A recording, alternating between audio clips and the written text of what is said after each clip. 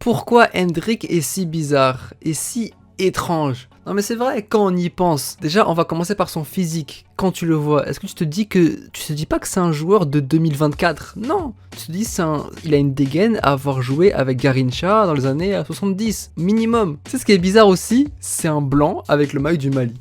Un blanc avec le maillot du Mali. Et je sors dehors, les Renois ils me regardent bizarrement, ils sont là mais... Le visage n'est pas accordé au maillot, tonton. La dernière fois, il y a un petit au stade, il m'a dit t'es malien? Là, j'ai une tête de malien. Déjà que j'ai pas une tête de marocain et tu me dis t'es malien. Tu connais, moi je suis un comique, je suis un comédien. Je mens. Je dis mais bien sûr que oui, je suis malien.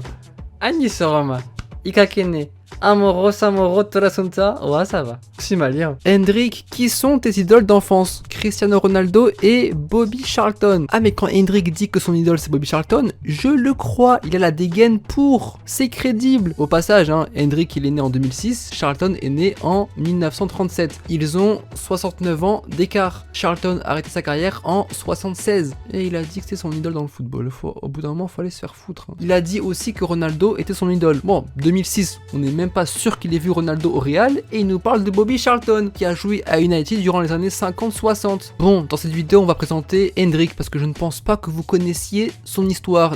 Il est trop étrange. Ah, croyez-moi, vous n'êtes pas prêts à des choses, mais choquantes. Hendrik, attaquant brésilien, né en 2006 au Brésil, qui a commencé sa carrière à Palmeiras, au Brésil, à Sao Paulo. Il commence à jouer au foot dès l'âge de 4 ans, et son père publie les buts de son fils sur YouTube afin qu'il se fasse reconnaître. Ah bah oui, Hendrik n'a pas eu une vie facile. Sa famille dans la misère et son père sans emploi. Hendrik se jure de devenir footballeur pro pour aider à subvenir aux besoins de sa famille. Et Hendrik, avec les équipes jeunes de Palmeiras, il marque 165 buts. Il n'y a aucun problème, des stats normales. Et en plus, son père a trouvé un emploi d'agent d'entretien à Palmeiras. C'est pour ça qu'on vous dit que sa carrière, elle est scriptée. Vraiment, il y a du fake dedans. On dirait que tout est beau. C'est comme Bellingham, Xabi Alonso. Mais ce qui est fake aussi avec Hendrik, c'est les photos. Rien que dans les photos, regardez attentivement ces photos.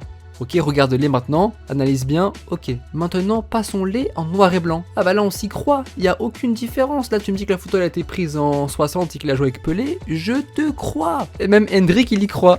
C'est pour ça qu'il a dit que son idole, c'est Bobby Charlton. Mais oui, il a raison. Il y a des photomontages d'Hendrik avec Charlton, et avec le recul, je me dis peut-être que c'est pas un montage, finalement. Bref, Hendrik à Palmeiras, il défonce tout, je le rappelle, mais 165 buts en 169 matchs. Il a commencé à faire parler de lui en 2021. Parce que vraiment il avait 15 ans et ses buts c'était vraiment des bangers. À la Copa Sao Paulo de Football 2022, il inscrit 7 buts en 7 matchs. Imperfect le mec, ce qui a mené Palmeiras au titre. Et c'est là qu'il a attiré l'œil des grands clubs européens. Et vu que faut que ce soit scripté, bien sûr, parce que sinon ce serait pas drôle, il signe son premier contrat professionnel à Palmeiras le jour de ses 16 ans. Et sinon Hendrik, il est devenu le plus jeune joueur de l'histoire de Palmeiras à avoir marqué avec l'équipe première. Il a battu un record détenu de 106 ans, de 1916. Après ce record, Hendrik s'était exprimé en disant « Ce que Dieu produit dans ma vie est inexplicable ». Bref, on va la faire courte à Palmeiras, on va pas résumer tous ses matchs, mais en gros, il remporte 2 fois le championnat, la Super Coupe et la Copa Sao Paulo Junior où il avait inscrit 7 buts en 7 matchs, encore une fois, imperfect. Et il part de Palmeiras en étant le premier joueur de l'histoire du club à être champion dans toutes les catégories, des U11 au professionnel. Quand on vous dit qu'il a tout éteint sur son passage, c'est pas pour rien. Et après toutes ces excellentes performances avec Palmeiras, c'est le meilleur club de l'histoire du football qui décidera de le recruter, le Real Madrid. Un accord a été trouvé durant la Coupe du Monde 2022 en décembre, mais Hendrik sera autorisé à rejoindre le Real uniquement en juillet 2024 lorsqu'il aura 18 ans. Acheté pour 47 millions d'euros, il était devenu la deuxième plus grosse vente de l'histoire du football brésilien derrière Neymar, vendu au Barça en 2013 pour 98 millions d'euros, et devant Vinicius et Rodrigo, vendus au Real en 2018 et 2019 pour 45 millions d'euros chacun. Et entre-temps, il est sélectionné avec le Brésil. Le 27 juillet 2024, il est présenté au Bernabéu devant 45 000 personnes, et bien sûr, ils font en larmes. Et là, t'as tout Twitter, Twitter X. On dit Twitter, on s'en bat. Il y a tout Twitter, les gens ils se déchaînent là, ils sont là, genre en mode PTDR, il vit trop pour les caméras, il fait semblant de pleurer pour les caméras, pourquoi il fait genre il croit dans un film Ça va mais vous êtes fous quoi vous? Attends, le mec ça fait 6 jours qu'il a 18 ans, qu'il a fêté son anniversaire, il a mis sa famille à l'abri, ses parents sont fiers de lui,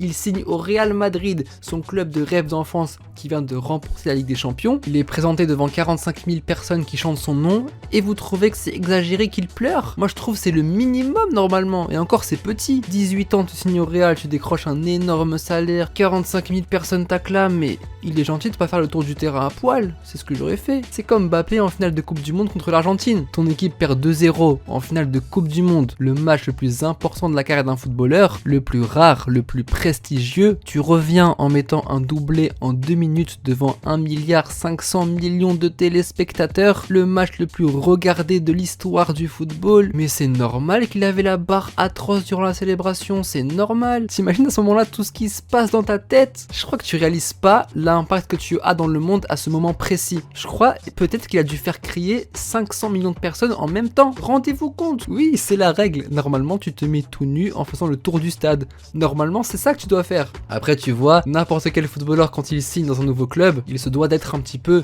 hypocrite, voilà, en disant, voilà, le Real, j'ai toujours voulu signer là-bas, c'est mon club de rêve. Mais lui, il est allé encore plus loin, en disant, mon père aurait dû m'appeler Alfredo Di Stefano. Tu vois, là, je dis, arrête.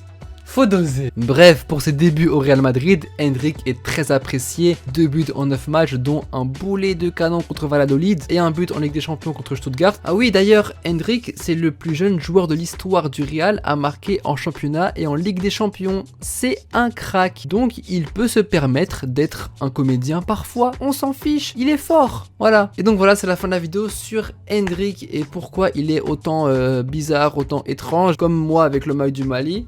Anissoroma, Amoro, moi je suis malien. Qui va m'empêcher de dire que je suis pas malien? Je suis malien. À très vite pour une prochaine vidéo. Allez, tchuss.